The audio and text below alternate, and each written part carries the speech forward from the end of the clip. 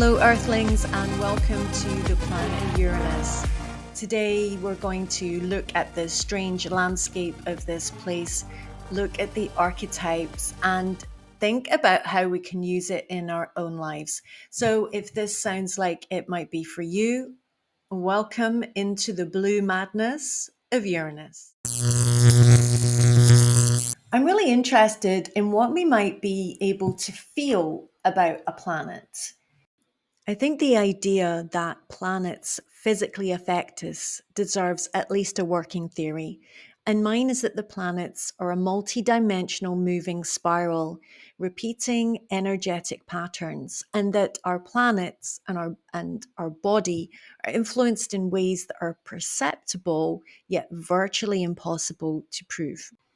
Many use astrologers and practitioners note that clients with Uranus in the first house or conjunct the sun often report watches stopping or needing frequent replacements, light bulbs flickering when they enter a room, a propensity for receiving static shocks, and a sense of buzzing energy.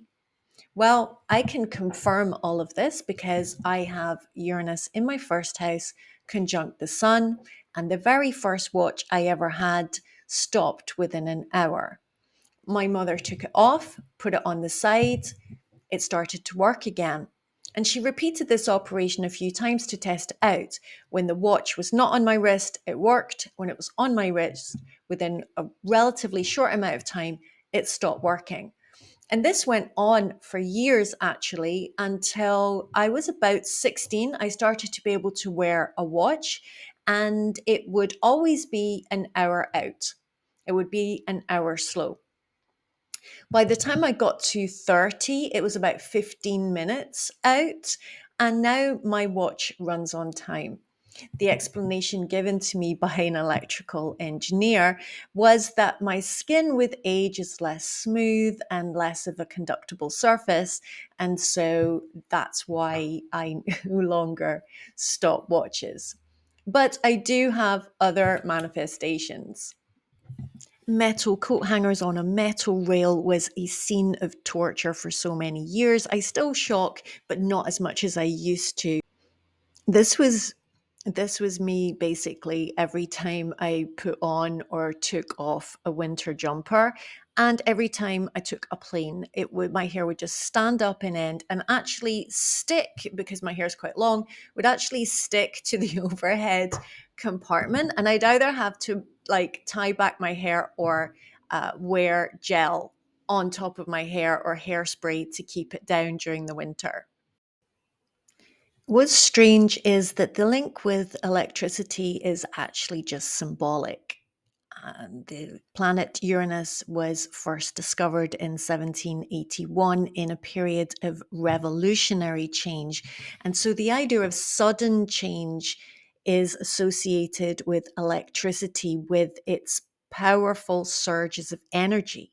Surges powerful enough to overturn cultural systems that had been in place for centuries, both in the New World and in the Old. And in the making of this video, I've used AI art. It's so wrong for most artistic creation, but somehow it's so right for Uranus. Because on Uranus, everything's a little off, a little squint, and it's unearthly in the extreme. It makes Pluto look earthy in some way, and Mars and the moon overly familiar. Like Uranus is peak alien. It's got a really unusual astronomy as well. It has a very extreme tilt. And it had been spotted before. In fact, it's a planet that sort of pops in and out of view. So it's not always visible. And so I think that what we can do is take the astronomical and physical characteristics of a planet and translate them into human experience. Like, what is it like to be somebody that pops in and out of view and that people don't believe in a sense, as in, no, they're not really there. They're not really like that. There's something unlikely, there's something estranging about the Uranus placement. And that estrangement can be felt as a distance, like somebody that feels inaccessible or hard to communicate with.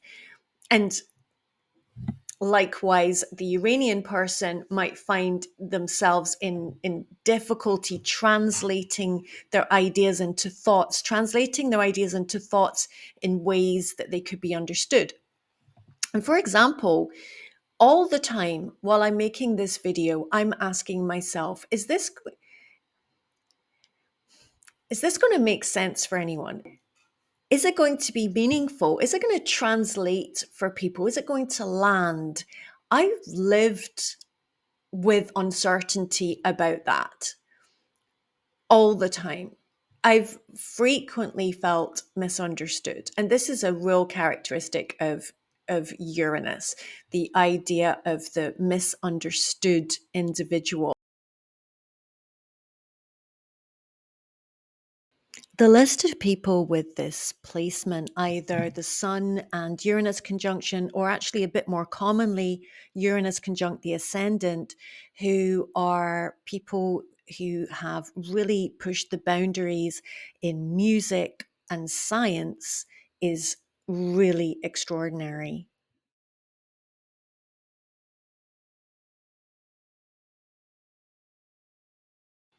And I put synchromysticism in the title of this video. And there are just so many links going through my mind that I know that I can't fit it all into one video. So I'm going to finish up with my thoughts specifically about that.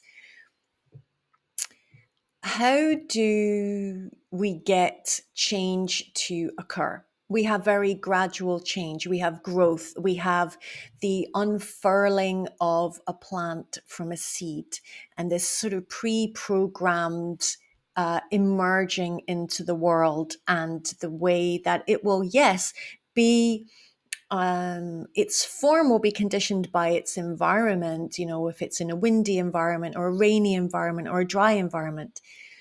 But the kind of change represented by Uranus is something quite particular. Pluto, for example, is the tower falling, is the road being dug up, it's the structure just being violently shaken. But Uranus isn't quite like that, even though it's associated with revolution. It's more kind of viral buzz. It's something undefinable, and it's that little impulse or that little instinct that might last even just a moment, but that could change your life forever. So in my own life, I think it was in 1992, I went into a travel agent in the UK to buy a plane ticket to Thailand, and I came out with a plane ticket to Barcelona in Spain. And I actually have no memory at all of what happened. I don't know why I bought a ticket for Spain. I had no thoughts of going to Spain before I went into the store. There may have been a poster on the wall behind the travel agent's head, and I just went, you know what, I'm going to go there. That's Uranian.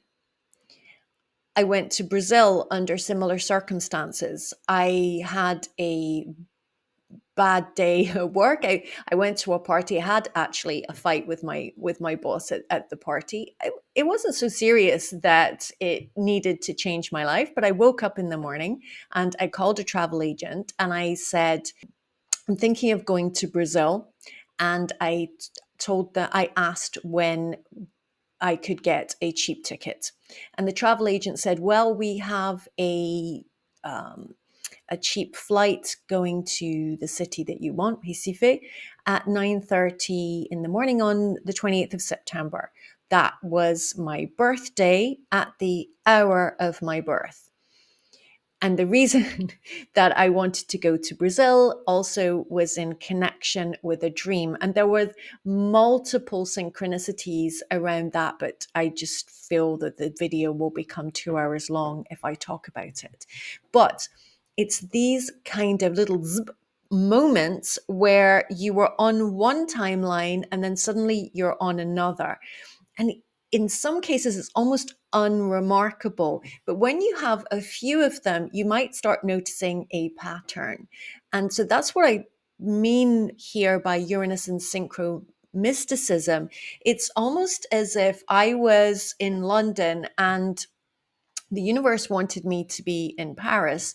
And so it had to nudge me to go first to Spain. And then I become interested in Latin languages. And so then I become interested in South America. And then I meet someone from South America who has a dream about me. And then I have this other little synchronicities that occur and that I'm just maneuvered and I end up in Brazil and then I end up in Paris for another reason. And this for me is pure Uranian energy. And there's so much more. There is the impulse for freedom, for independence. There's the stealing fire from the gods association with Prometheus, and that love of humanity that isn't necessarily a warm, individual, one on one love, but more a dispassionate and abstract and all encompassing love. All of that for another video. But just I'd like to invite you to take a few a few minutes if you have time to peruse the weird AI art that I generated with various prompts such as Uranus as seen by 18th century artists. I'd really appreciate it if you would like, subscribe, share, comment. It would really help me to grow the channel. Thank you. And I will see you in part 2 of this video. Feast your eyes.